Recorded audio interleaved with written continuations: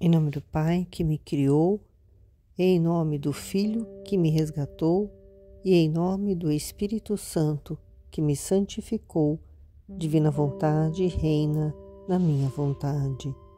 Ó minha Mãe, eu te amo e tu me amas. Dá-me um gole da vontade divina para a minha alma e me abençoa, Mãe, para que todas as minhas ações sejam feitas diante de vossos olhos maternais. Amém. Fiat. Leitura de trechos retirados do Livro do Céu, de Luísa Picarreta. Em um trecho retirado do volume 7, Luísa Picarreta diz: depois da manhã em que ia de novo a comungar, parecia que Jesus, ao vir a mim, fazia festa pelo contentamento que sentia ao me ver tão aniquilada. Dizia-me outras coisas sobre o aniquilamento de mim mesma, mas sempre de uma maneira diferente da anterior. Acredito que não uma, mas centenas de vezes ele falou comigo. E se ele me tivesse falado milhares de vezes, teria sempre novas maneiras de falar sobre a mesma verdade. Ó meu divino Mestre, quão sábio és, se ao menos te tivesse correspondido. Lembro-me de uma manhã, quando ele me falava sobre esta mesma virtude, disse-me que por falta de humildade havia cometido muitos pecados e que se eu tivesse sido humilde, teria ficado mais perto dele e não teria feito tanto mal. Ele me fez entender como o pecado era feio, a afronta que este miserável verme tinha feito a Jesus Cristo, a ingratidão horrenda, a impiedade enorme e o dano que tinha causado à minha alma. No volume 8, Jesus diz: a alma sofre pelos pecados e faltas cometidas, mas Jesus não quer que ela perca tempo pensando novamente em seu passado. Luísa diz: fiquei tão espantada que não sabia o que fazer para reparar. Fazia algumas mortificações, pedia outras ao confessor, mas poucas me eram concedidas, assim que todas me pareciam sombras e não fazia outra coisa que pensar em meus pecados, mas sempre mais estreitada a ele, tinha tanto medo de me afastar dele e de agir pior que antes, que eu mesma não sei explicar.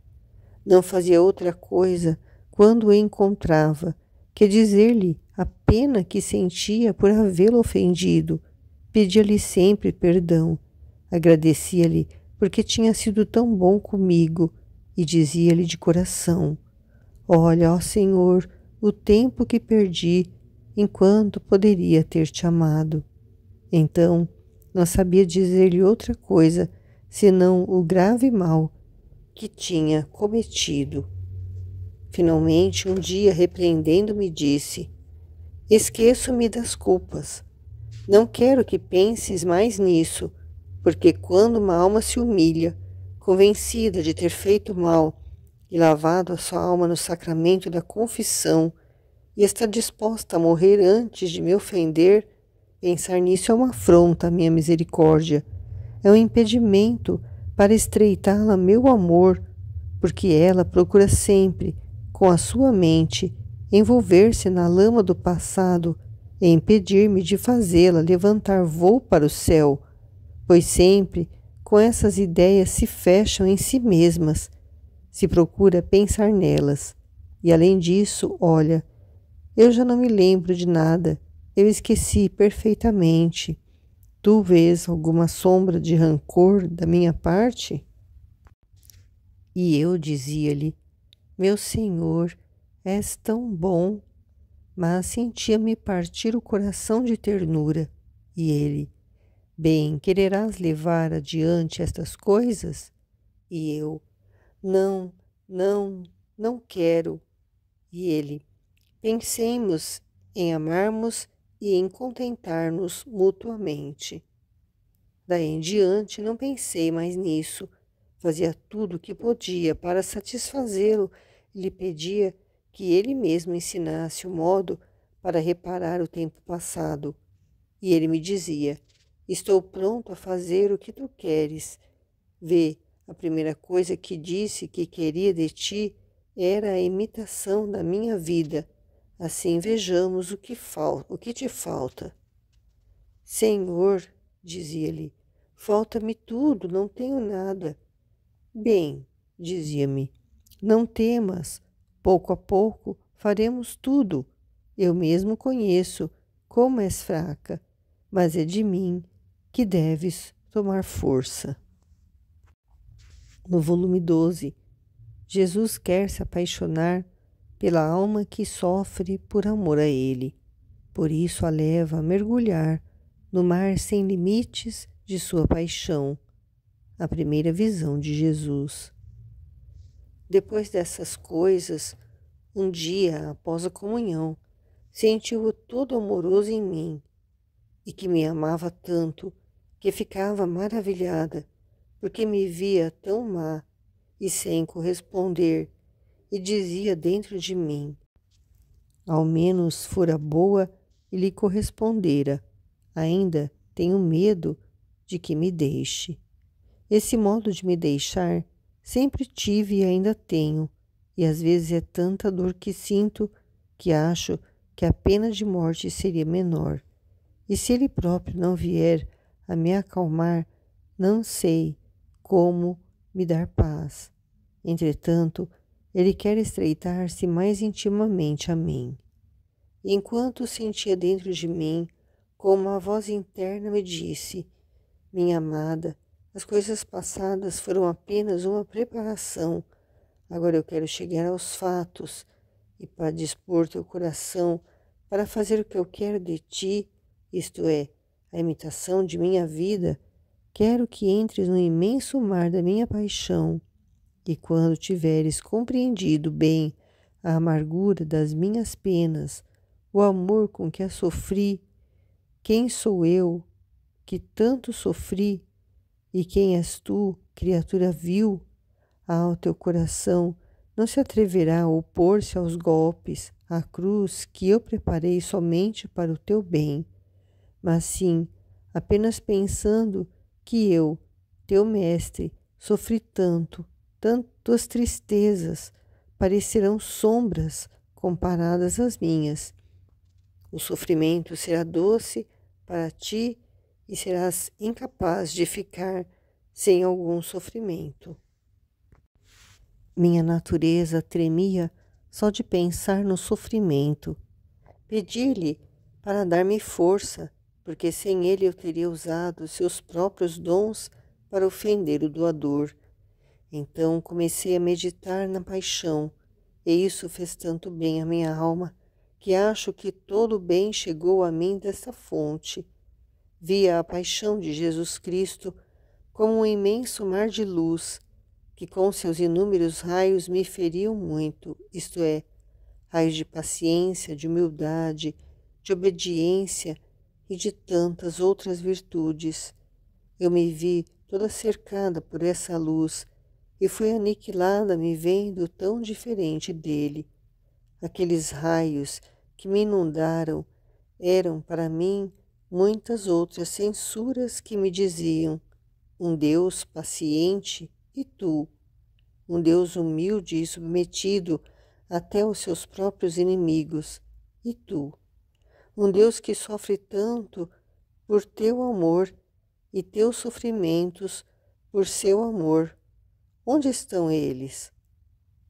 Às vezes ele mesmo me narrava as penas sofridas e eu ficava tão comovida que chorava amargamente. Um dia, enquanto eu trabalhava, estava considerando as penas muito amargas que o meu bom Jesus sofreu. Porém, meu coração se sentiu tão oprimido pela dor que me faltava respiração. Temendo algo, eu queria me distrair, inclinando-me para a varanda. Começo a olhar no meio da rua, mas o que vejo? Vejo a rua cheia de gente e no meio meu amado Jesus com a cruz nos ombros. Um o puxava de um lado e o outro, alguém por outro, todo ofegante, com o rosto gotejando sangue e levantando os olhos em minha direção, numa atitude de me pedir ajuda. Quem pode contar a dor que senti, a impressão que uma cena tão lamentável causou em minha alma? Entrei rapidamente em meu quarto. Eu mesma não sabia onde estava. Sentia meu coração rasgar em pedaços por causa da dor.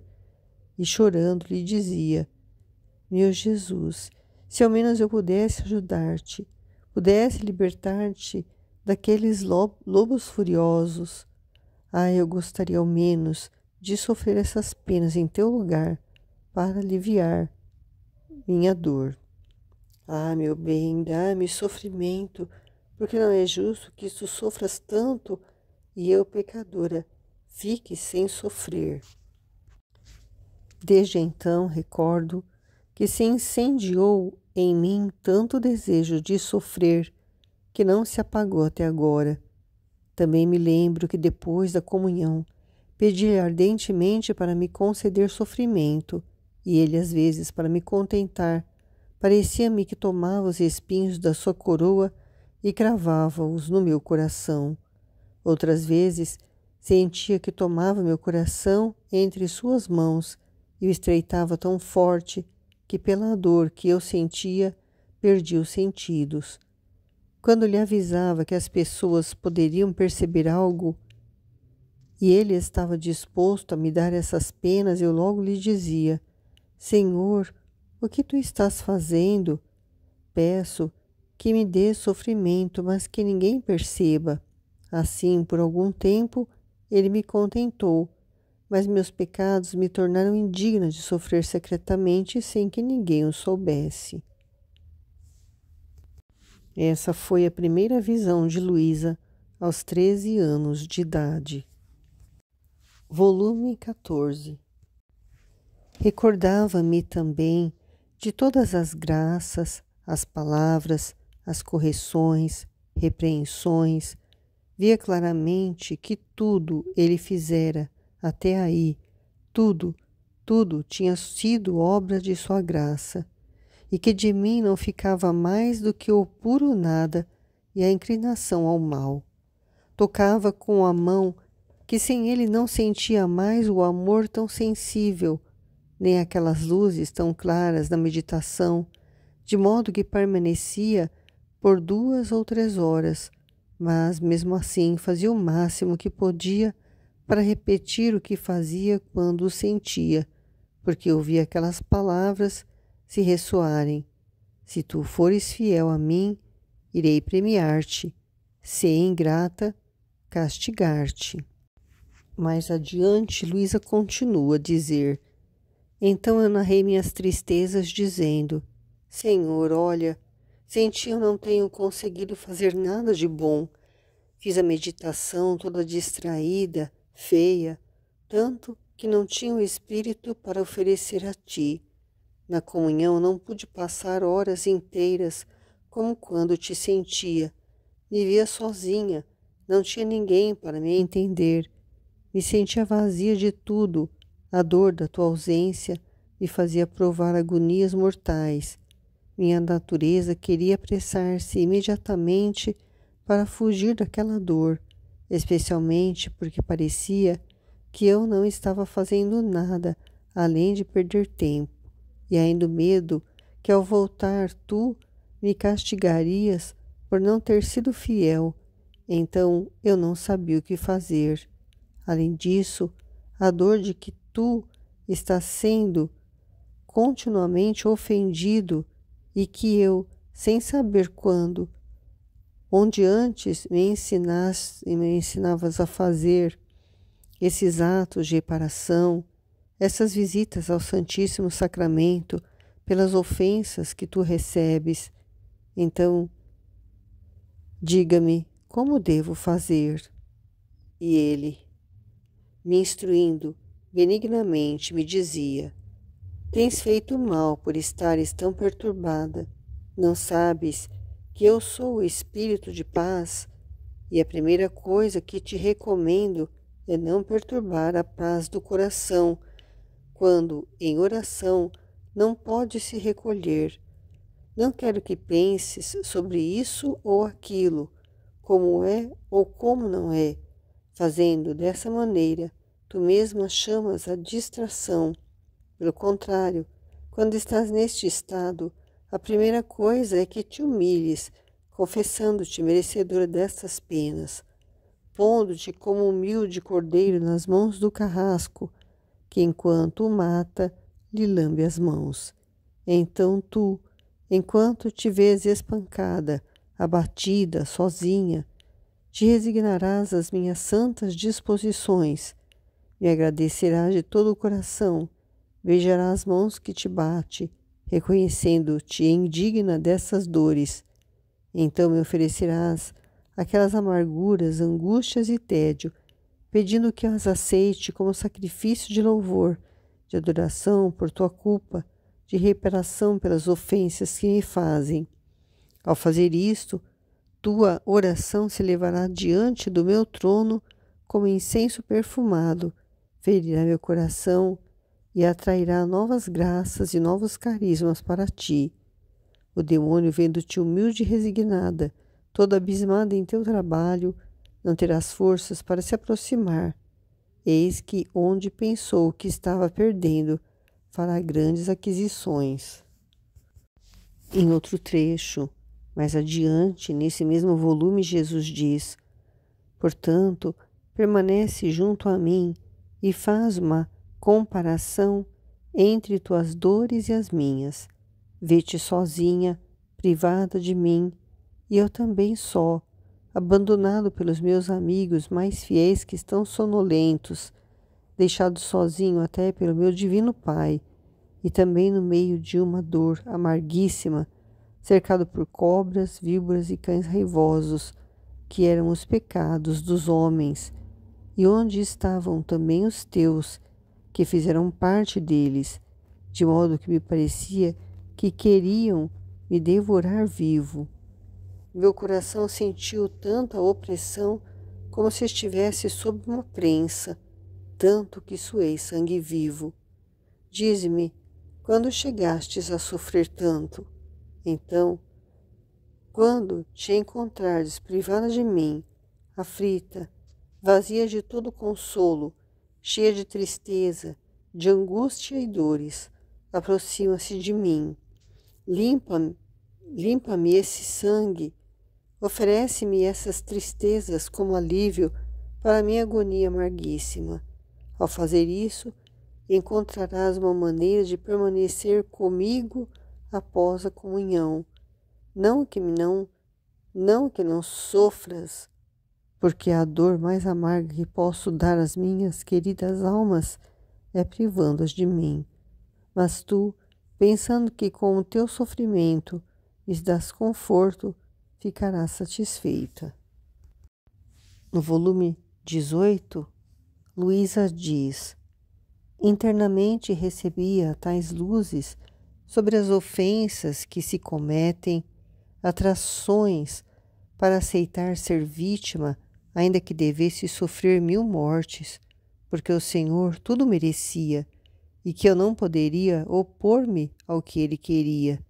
Isto acontecia enquanto estávamos em silêncio, mas aqueles olhares que reciprocamente nos dávamos eram tantos convites, tantas flechas ardentes que me trespassavam o coração.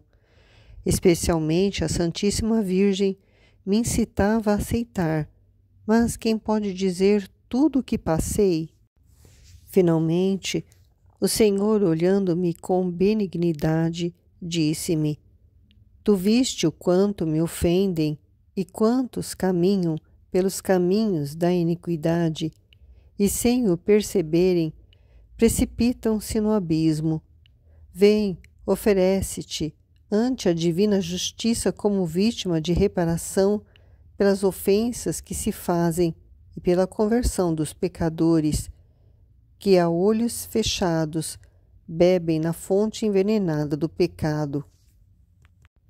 Um imenso campo se abre diante de ti, de sofrimento, sim, mas também de graças. Eu não te deixarei mais, virei em ti a sofrer tudo o que me fazem os homens, fazendo-te participar das minhas penas. Como ajuda e consolo, te dou a minha mãe. E parecia que entregava-me a ela, e ela me aceitava. Eu também ofereci-me toda a ele e à Virgem, disposta a fazer o que ele queria. Volume 19. Quando perdi os sentidos, Nosso Senhor voltou a fazer-se ver com a coroa de espinhos na cabeça, jorrando sangue, e dirigindo-se a mim disse: Filha, vê o que me fazem os homens.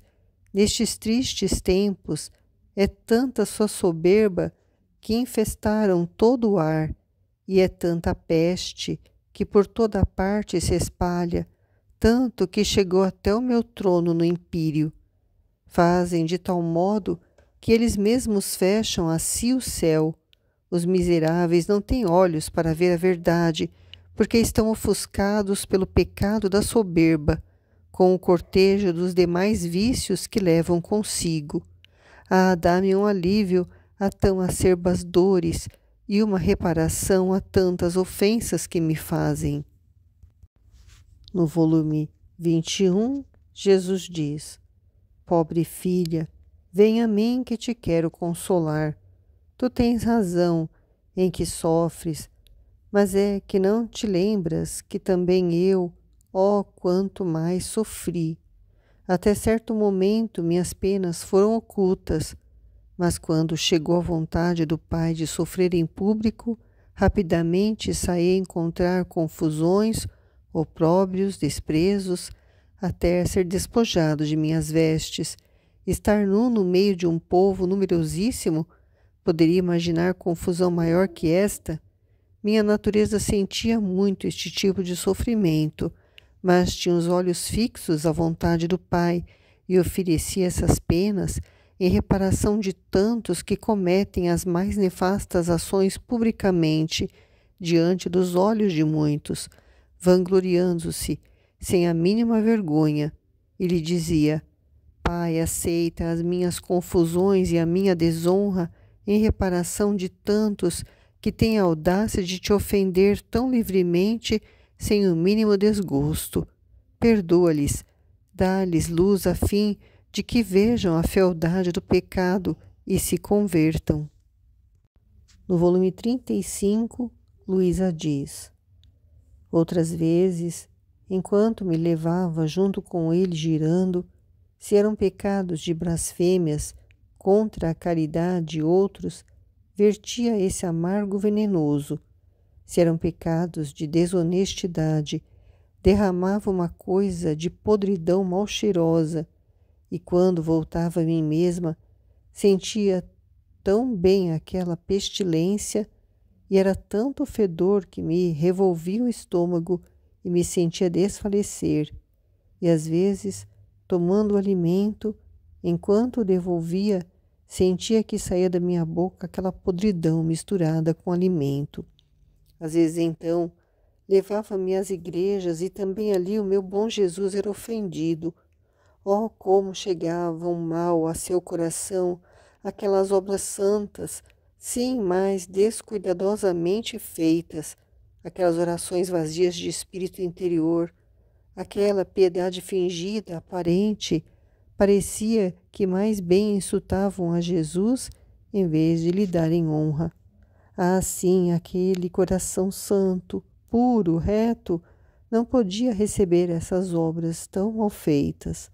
Oh, quantas vezes se lamentava dizendo: Filha, também a gente que se diz devota, olha quantas ofensas me fazem, mesmo nos lugares mais santos, ao receber inclusive os sacramentos, em vez de saírem purificados, saem mais enlambiados.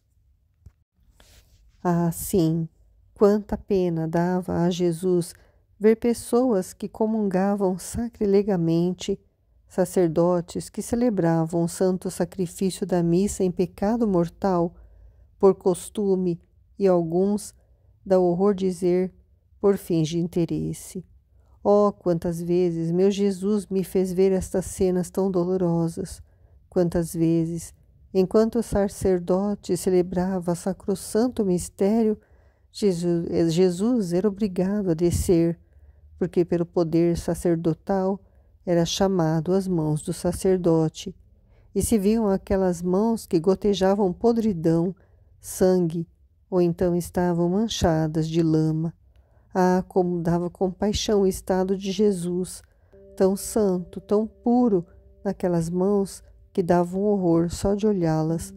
Parecia que Jesus queria fugir, mas era obrigado a permanecer naquelas mãos, até que se consumissem as espécies do pão e do vinho.